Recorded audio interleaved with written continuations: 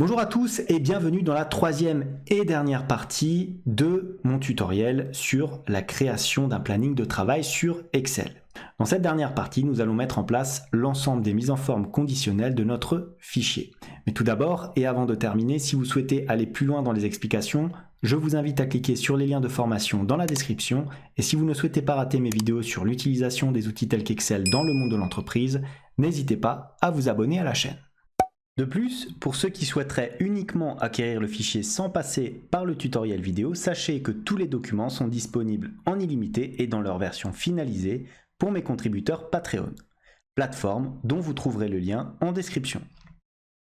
Alors dans cette troisième partie de tutoriel, nous allons mettre en place l'ensemble des mises en forme conditionnelles de notre fichier. Mais pour ce faire, nous allons d'abord devoir mettre une formule qui va rapatrier les différentes saisies que nous avons ici dans ce petit tableau. Donc j'ai fait une pré-saisie avec à chaque fois un matricule, un nom, prénom de la liste des employés et les différents jours posés. Donc que ce soit des congés payés, du télétravail, une absence maladie ou une absence non justifiée. L'objectif, ça va être de faire apparaître le type d'absence, donc le code ici, CP, TTM ou ABS, dans le planning ici. Donc pour cela, on va utiliser des fonctions conditionnelles et la fonction SUMPROD. On démarre. Égal. Premier cas, si j'ouvre ma parenthèse, si quoi? Si la date là-dessus, c'est-à-dire D8. Attention, je fige la ligne. Si D8 est égal à une cellule vide, alors on va bien sûr renvoyer une cellule vide. Sinon, et là, ça va commencer à un petit peu se complexifier. Sinon, si SUMPROD, je l'ai ici, SUMPROD de quoi? J'ouvre ma parenthèse, SUMPROD de, et là on va s'intéresser à 9, c'est-à-dire mon matricule. Et attention, je fige cette fois-ci la colonne, parce qu'on souhaite pouvoir glisser bien sûr cette formule. SUMPROD ici, de A9, est égal à quoi? Au matricule ici. Et on va descendre à peu près jusqu'à la ligne 60. Attention, on va figer l'ensemble des différents éléments. Voilà. Une fois qu'on a ça, on a la première condition. Donc on ferme la parenthèse, je mets la petite étoile ici et je mets la deuxième condition. Ça va être quoi?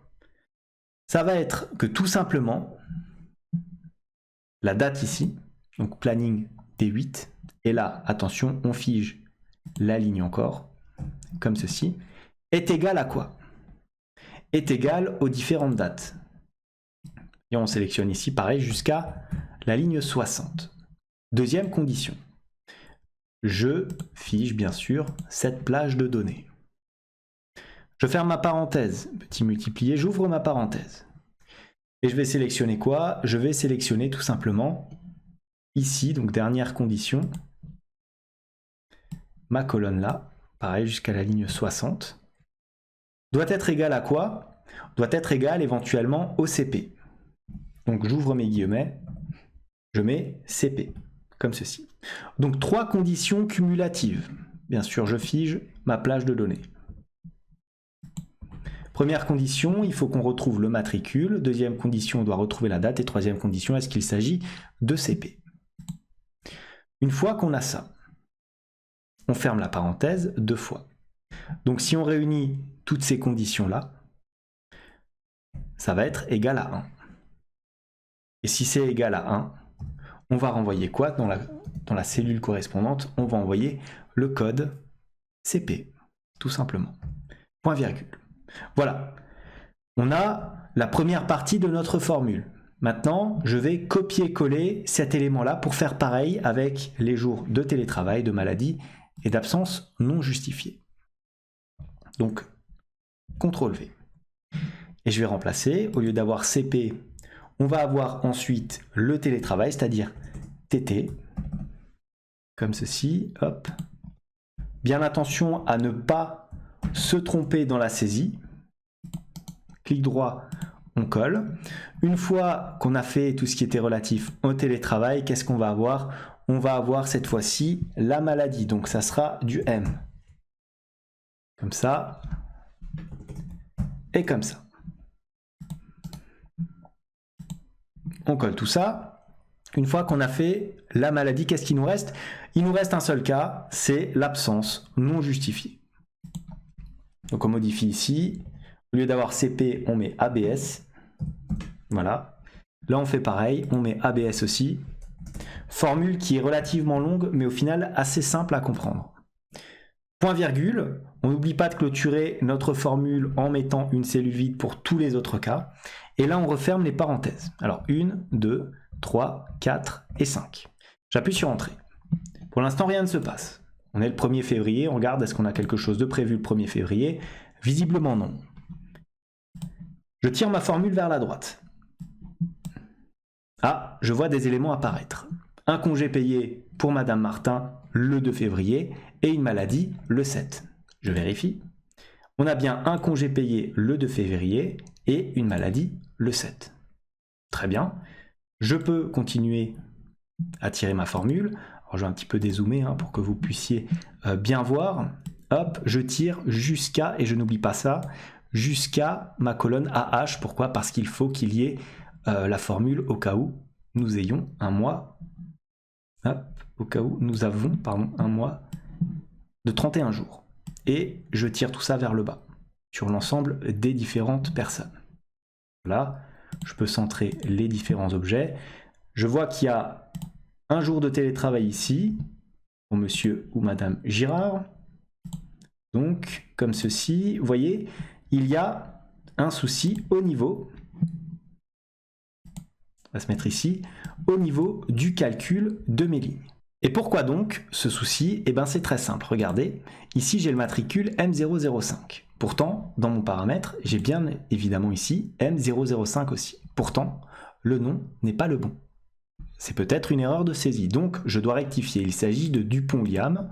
Par conséquent, nous allons chercher son matricule. Où est-il? Dupont-Liam, matricule numéro 2.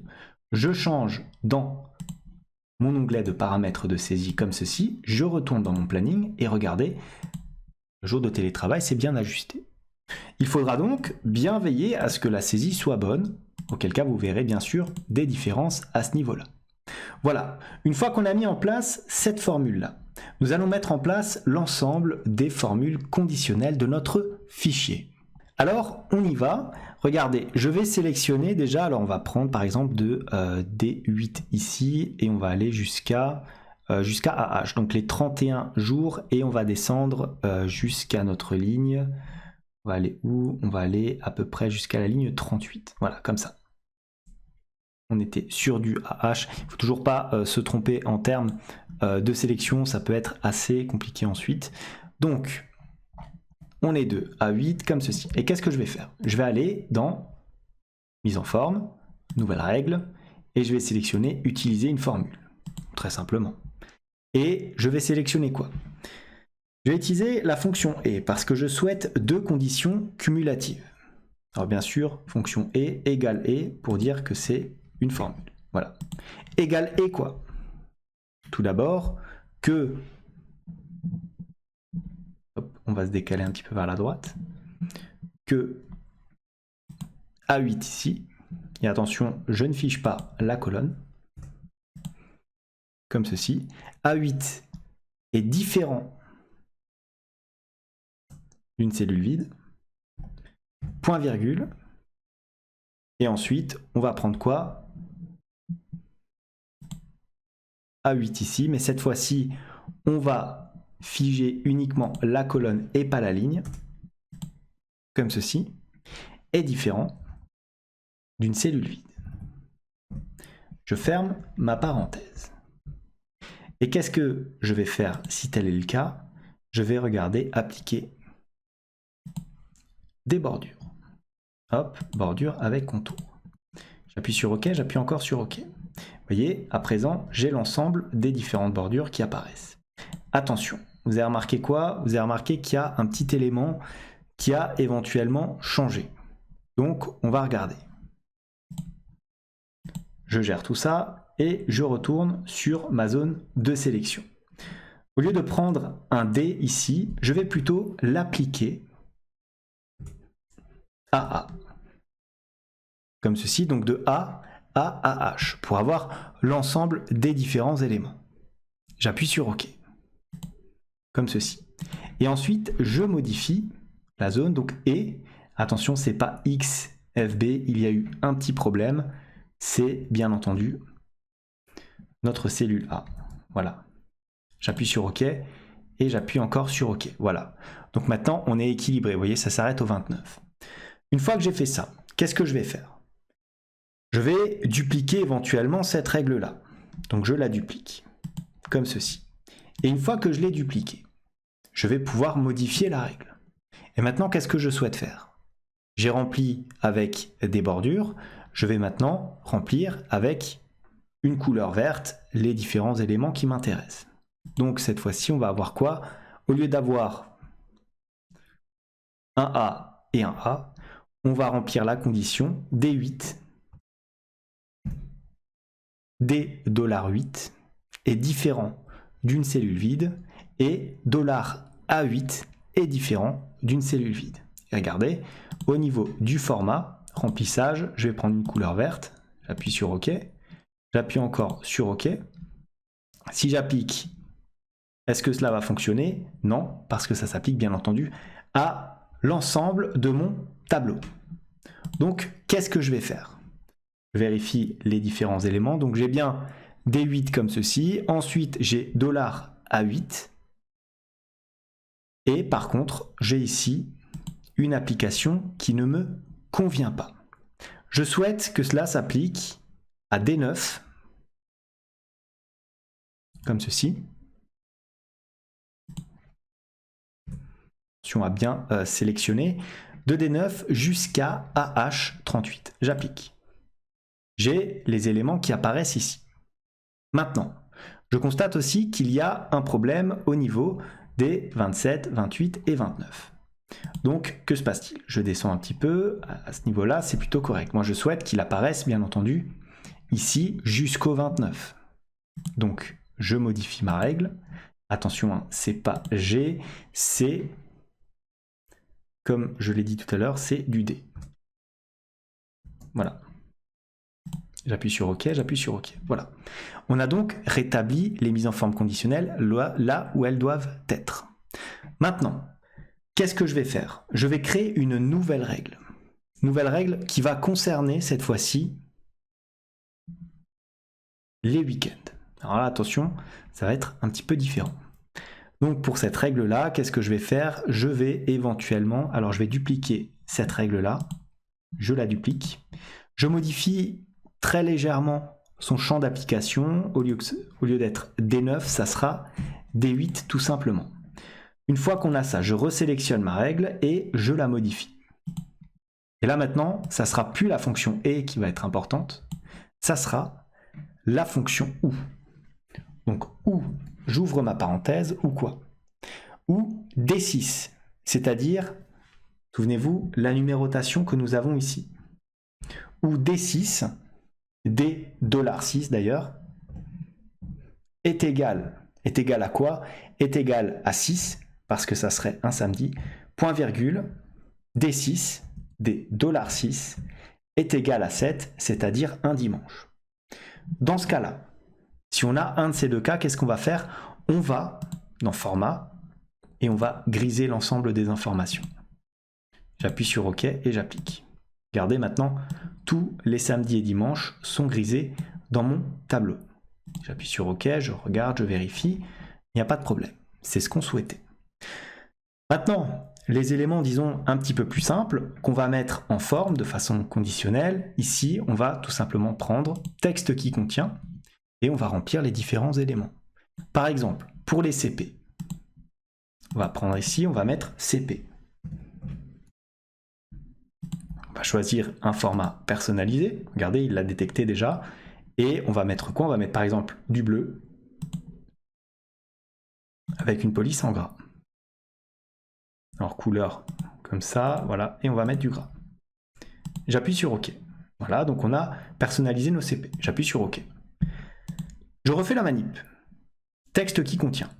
Maintenant, on va passer, par exemple, à la maladie. Donc on va mettre un M. Un M, format personnalisé, on peut mettre ça éventuellement en orange. Voilà, toujours une police en gras. C'est très bien, il l'a détecté. J'appuie sur OK, c'est validé. Maintenant, je sélectionne ici, hop, pareil. Donc vous avez compris la fin du tutoriel. Je vais sélectionner quoi? On a fait les congés et la maladie. Maintenant, allez, on va prendre les absences non justifiées, donc ABS. Il y en a une ici. Format personnalisé, on met un remplissage éventuellement en noir. Une police, allez, cette fois-ci, on va la mettre en blanche. Et voilà, j'appuie sur gras et OK. Voilà, deuxième élément.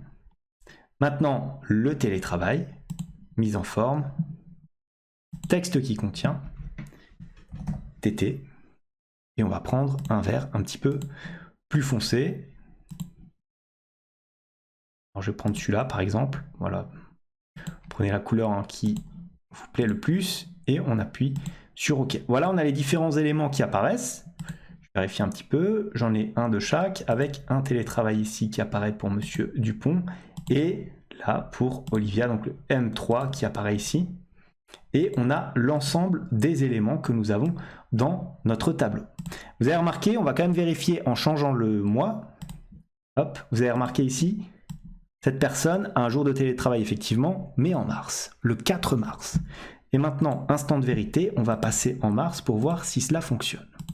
Je me place en mars et regardez, le jour de télétravail qui était prévu par Olivia, le 4 mars, apparaît bien ici dans mon tableau.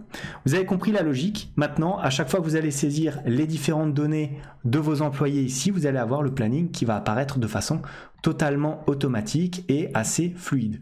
Bien sûr, pour ces petites formules-là, n'hésitez pas à les masquer, voilà, pour faire un petit peu plus d'esthétique. On enlève aussi éventuellement le quadrillage et voilà votre planning. C'était tout pour ce tutoriel. Comme d'habitude, s'il vous a plu, n'hésitez pas à le liker, à le commenter, à vous abonner à la chaîne si ça n'est pas encore fait. Moi, je vous dis merci et à bientôt pour une nouvelle vidéo.